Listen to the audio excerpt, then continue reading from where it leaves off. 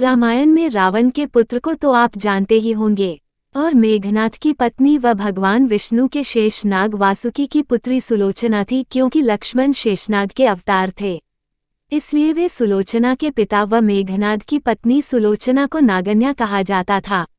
युद्ध भूमि में जब मेघनाथ लक्ष्मण के हाथों वीरगति को प्राप्त हो गया था, तब सुलोचना अपने पति के शरीर के साथ सती हो गई थी। दोस्तों, इस पवित्र कथा को पूरा जरूर चाहिए, आधा अधूरा छोड़कर श्री राम जी का अनादर न करे। श्री राम अपने भक्तों पर हमेशा कृपा और नजर बनाए रखते हैं। तो दोस्तों, चलिए शुरू करते हैं।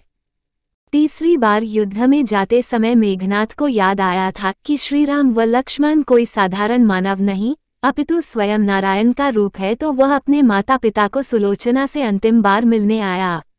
अपने माता पिता से मिलकर जाने लगा, तब उसने सुलोचना को देखा, और वह इसलिए नहीं मिलना चाहता था क्योंकि उसे लग रहा था कि कहीं सुलोचना के आंसू देखकर मेघनाथ भावुक हो जाएगा, कई युद्ध में कमजोर पड़ न जाए। किंतु जब उसने सुलोचना का मुख देखा तो अचंभित रह गया।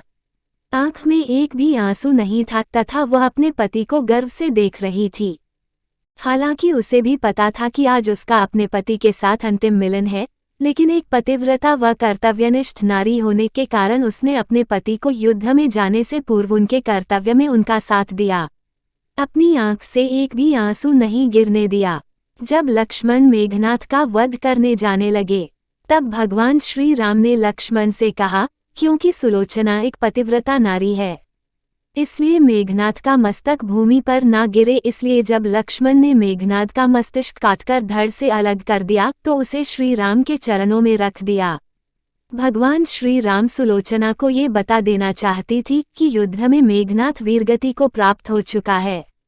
इसी उद्देश्य से उन्होंने मेघनाथ की दाहिनी भुजा को काटकर धनुष बाण से सुलोचना के पास पहुंचा दिया। जब सुलोचना ने मेघनाथ की भुजा देखी तो उसे अपनी आंखों पर विश्वास नहीं हुआ। उसने उस भुजा से युद्ध का सारा वृतांत देख लिया और कहा। इसके बाद सुलोचना अपने पति की भुजा लेकर रावण के पास पहुंची। उनसे अपने पति के साथ सती होने की आज्ञा मांगी। रावण ने उसे यह आज्ञा दे दी। बिना मेघनाथ के शरीर सुलोचना सती नहीं हो सकती थी, इसीलिए उसने रावण से मेघनाथ के शरीर को घर लाने की मांग की। किंतु रावण ने शत्रु के सामने याचना करने से मना कर दिया, क्योंकि राम एक मर्यादा पुरुषोत्तम पुरुष थे। उनकी सेना में ऐसे अनेक धर्मात्मा थे, इसलिए उसने सुलोचना को स्वयं श्री राम के पास जाकर मेघनाथ का मस्तिष्क लेकर आने की सुलोचना लंका नरेश से आज्ञा पाकर श्री राम की कुटिया की ओर प्रस्थान कर गए। जब सुलोचना भगवान श्री राम के पास पहुंची तो श्री राम उनकी सेना के द्वारा उनका उचित आदर सम्मान किया गया व श्री राम ने उनकी प्रशंसा की। सुलोचना ने भगवान को प्रणाम किया, अपने पति का मस्तिष्क मांगा।